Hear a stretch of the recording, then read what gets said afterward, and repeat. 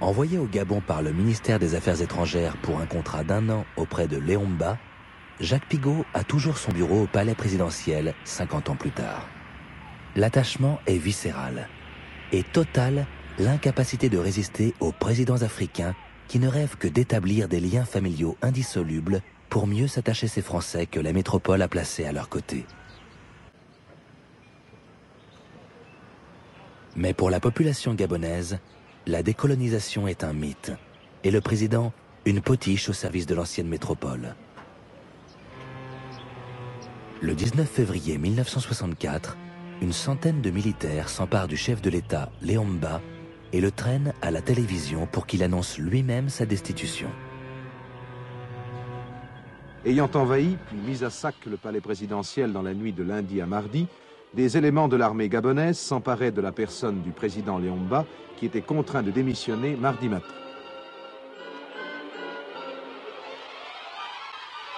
Un petit groupe d'officiers gabonais mutinés que nous voyons sur ces images formait alors un comité révolutionnaire, tandis qu'un gouvernement provisoire était constitué sous la présidence d'un leader politique de l'opposition, M. Obama. Des coups d'État, l'Afrique va en connaître des dizaines durant ces 50 années post-coloniales. La France va les combattre, les provoquer ou les tolérer selon la personnalité des dirigeants en cause et leur degré de docilité aux intérêts français. Au Gabon, Paris décide d'intervenir immédiatement. Jacques Foccart m'a dit, il y a un avion qui vous attend à Villacoublay et vous partez à 5 heures. Mission, vous remettez M. Léon Mba sur son fauteuil s'il est toujours vivant. Mémoire de Jacques Foccart. Vers 7 heures du matin, j'ai rendu compte au général qui a donné son accord pour l'intervention.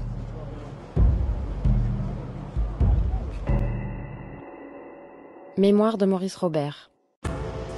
Il est évident qu'en préservant la stabilité de pays comme le Gabon, la France protégeait dans le même temps ses intérêts économiques. Protéger ses intérêts économiques. C'est bien le but des accords de défense militaire que la France a signés avec la plupart de ses anciennes colonies. Officiellement, il s'agit de venir en aide au président contre une agression extérieure. Mais des clauses secrètes prévoient que la France interviendra également si le président est contesté à l'intérieur de son propre pays.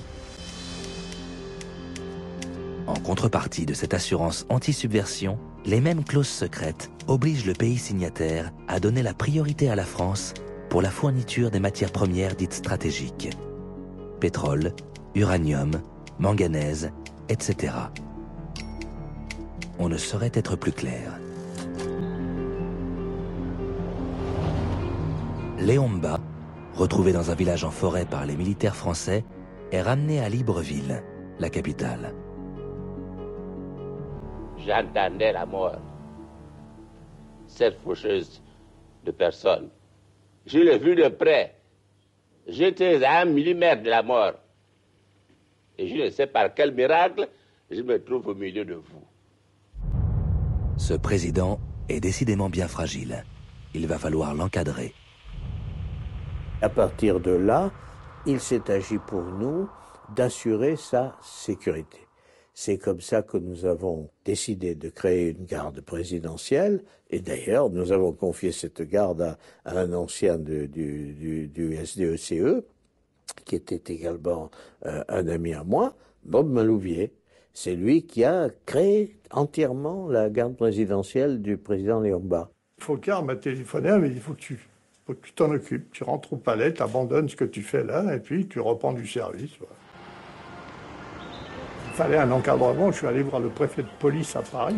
Je lui ai dit, Raymond, il faut que tu me donnes quand même des instructeurs, quelques fonctionnaires de police solides. Il m'a dit, bon, je vais t'envoyer 2-3 grands instructeurs de tir, des CRS, etc. Et avec mes nageurs de combat et mes gens du 11e choc, j'ai fait l'encadrement. Voilà.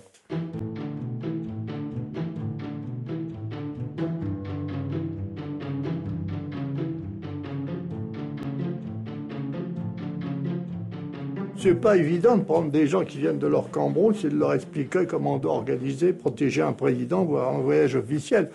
Tu montes la garde debout, mais tu t'assois pas, tu manges pas, tu bois pas, tu vas pas boire un coup, tu vas pas aux choses quand tu es de garde, etc. Et tu rencontres, c'est prendre des gens sortant de la brousse à zéro et puis essayer d'en faire des simili-paramilitaires, si vous voulez.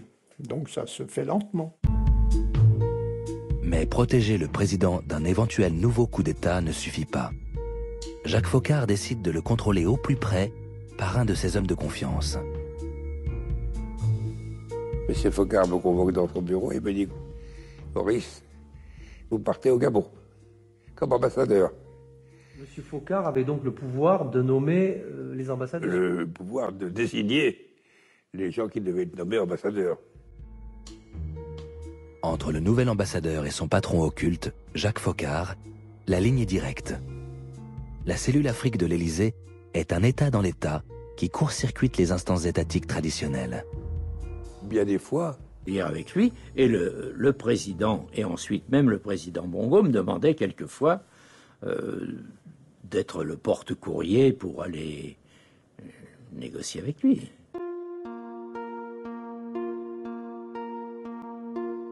Au bout d'un an, le président Léomba, à qui je rends hommage, m'a vraiment considéré comme un membre de sa famille, j'allais dire presque un fils adoptif.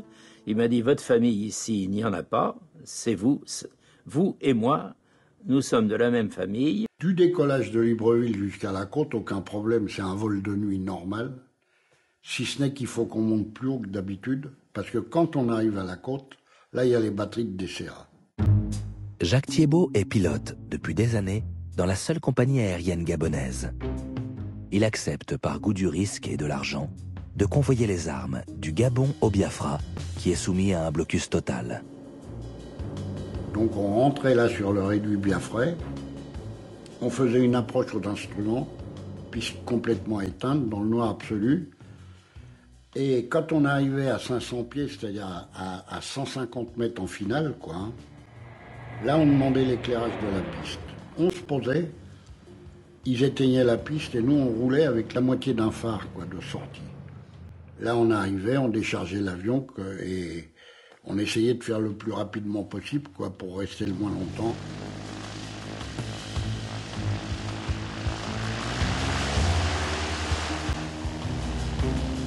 Moi j'étais content d'être pilote, j'étais content d'être en Afrique, j'étais content d'aller courir après les buffles, d'aller courir... Et puis j'avais une vie qui était... Moi j'étais un peu ignorant de toutes ces choses-là. Enfin, moi, j'avais pas de problème moraux pour faire ça, parce qu'un pays qui est en guerre, il faut bien qu'il ait de quoi se défendre, non? on m'avait demandé de former à Libreville des officiers biafrais. Alors j'avais fait une petite école d'officiers biafrais aux environs de Libreville. Ces gens-là venaient pendant 4 ou 5 mois, se formaient à des méthodes militaires classiques, et ensuite ils repartaient au Biafra. Mais livrer quelques tonnes d'armement dans des conditions périlleuses, former en catastrophe quelques officiers, ces efforts sont dérisoires. Ils ne font que prolonger l'agonie des Biafrais, totalement encerclés dans un territoire qui se réduit de jour en jour. À partir du moment où on ne faisait pas ce qu'il fallait, c'était vraiment une opération perdue d'avance. Perdue d'avance par des gens courageux ou par des gens comme moi qui croyaient un peu obéir aux ordres qui nous étaient donnés, mais qui n'étaient pas suffisants pour qu'on puisse être véritablement convaincus. Car le général de Gaulle ne veut toujours pas assumer dans ses interventions publiques son soutien au Biafra. Le feu reste à l'orange. Allez-y, mais si vous échouez, je ne suis pas au courant. Le chef de l'armée nigériane, surnommé le Scorpion Noir, remet brutalement les choses en place. En fait, si vous, les Européens, et tout particulièrement les Français, vous mêliez de ce qui vous regarde, le problème biafrais serait résolu très rapidement. Vous vous croyez plus fort et plus intelligent que les autres. Vous ne comprenez rien à l'Afrique. Vous voulez réaliser vos ambitions aux dépens des autres pays.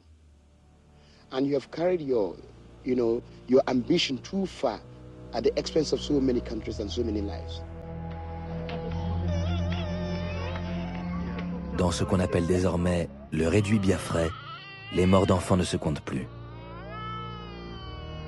Maurice Robert, qui, comme Jacques Foccart, pousse à la guerre depuis le début du conflit, pense alors avoir trouvé la solution miracle.